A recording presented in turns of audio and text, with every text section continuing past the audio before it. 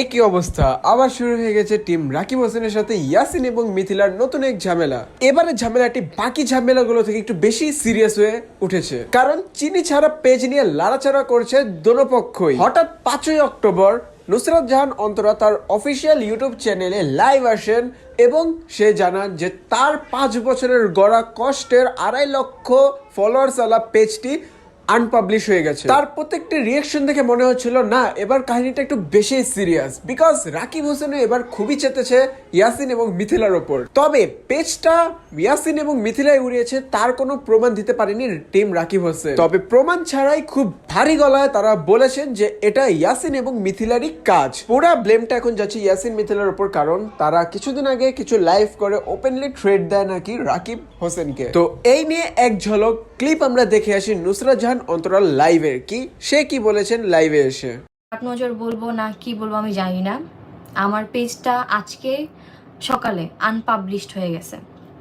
আমি কালকে কি আজকে ভোর 6টা পর্যন্ত আমার পেজে রিপ্লে দিয়ে তারপরে হচ্ছে অনেকগুলো পার্সেল ছিল সব কিছু চেক টেক করে ছবি যেগুলো আমাদের আজকে হচ্ছে নতুন কিছু কালেকশন আপডেট দেওয়ার কথা ছিল ওগুলো সব এডিট করে আমি 6টার দিকে ঘুমাইছি। 12টা 1টার দিকে আমি ঘুম থেকে উঠে দেখি আমার পেজ নাই। তবে নুসরাত জাহান অন্তরার কথা শেষ হতে না হতেই রাকিব হোসেনের এন্ট্রিটা নিয়ে রাকিব হোসেন বলেন একটু কঠিন ভাষায় ইয়াসিনকে ইন্ডিকেট করে অনেকগুলো কথা বলেন ডিবি অফিসারকে নিয়েও। তো আমরা সেই ক্লিপটা একবার দেখে আসি। সবচেয়ে বড় কথা হচ্ছে তারা প্রকাশ্যে এসে লাইভে মানুষকে হুমকি দিচ্ছে কিভাবে ফেসবুক চালাবে, তারা দেখে নিবে কিভাবে ফেসবুকের ওই নামে কোনো পেজই থাকবে না, তারা কাউকে দিবে না বিজনেস করতে। তাহলে তো বুঝতেই পারতেছেন এগুলো কাদের কাজ। আমরা নাম নিতে চাচ্ছি না। এন্ড শুধুমাত্র যে এই 3টা পেজ ক্ষতি করছে সেটা না, আমার ছোট বোন ঋতুর পেজও তারা অনেক সমস্যা করছে, হ্যাক করে রাখছে। ইভেন তাদের নামে অলরেডি জিটি করাও আছে, জিটি পেপারটা এখানে আছে, হয়তো অনলাইনে জিটি করা আছে।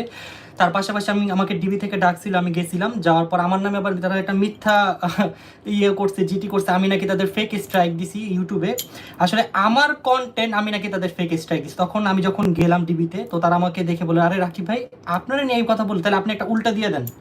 আপনার নামে যেহেতু মিথ্যা একটা অপবাদ দিচ্ছে, এত বড় একটা আপনার মানহানি করলো, আপনি উল্টা একটা দেন। তা আমি যদি ওই পরিমাণে খারাপ হইতাম, আমি ওইখানে থাকা অবস্থা তাদের আমার নামে যেটা দিচ্ছে ওইটার বিরুদ্ধে কিন্তু এটা করতে পারতাম। বাট আমি ওইটা করি না। আমি ওই দিন ওইখান থেকে চলে আসছি। বাট ওইখান থেকে আসার পরও তারপরে দেখলাম যে তারা থামতেছে না, দিনের পর দিন করে যাচ্ছে। আমার ছোট বোনের ইনস্টাগ্রাম, ফেসবুক পেজ সব কিছু হ্যাক করে নিয়ে ওদের পার্সোনাল চ্যাট, ঋতুর আর ওর পার্সোনাল চ্যাট, সেগুলো লিক করতেছিল। তো আমি না পেরে দেন আমি আবার যাই ডিবিতে গিয়ে আমি কমপ্লেন করে আসছি। তো আমাকে তারা বলছে যে আপনার কমপ্লেনটা আমরা নিলাম, এরপর যদি ওরা কিছু করছে আপনি জাস্ট আসবেন, ডাইরেক্ট এটা মামলা হয়ে যাবে। তো দেখতেই তো পারলেন রাকিব হোসেন খুবই রাগান্বিত এই বিষয়টা নিয়ে, বিকজ তার ওয়াইফের সানফ্লাওয়ার নামের ফেসবুক পেজটা তার দাবি যে ইয়াসিন এবং মিথিলা উড়িয়ে দিয়েছে। তবে ইয়াসিন এবং মিথিলা 6 অক্টোবর এর বিপরীতে কিছু স্টোরি দেয়, তা আমরা একবার দেখে আসি। তো ইয়াসিন হোসেনের স্টোরিতে আমরা দেখতে পাই সে লিখেছেন আমাকে নিয়ে কিছু মিথ্যা নিউজ ছড়ানো হচ্ছে উইদাউট প্রমাণ, এবং তার ওয়াইফ কি স্টোরি দিয়েছে তাও আমরা একবার দেখে আসি। ইয়াসিনের ওয়াইফ মিথিলা হোসেনের দাবি তার ফেসবুক পেজটিও 6 অক্টোবর ফেসবুক থেকে হাইড হয়ে গিয়েছে। মিথিলা হোসেন জানিয়েছে যে তার ইনকামের সোর্সটিও ছিল তার শুধুমাত্র ফেসবুক পেজটি, যেটা এখন হিডেন। তো দুই পক্ষই এখন প্রমাণ ছাড়া কথা বলছে।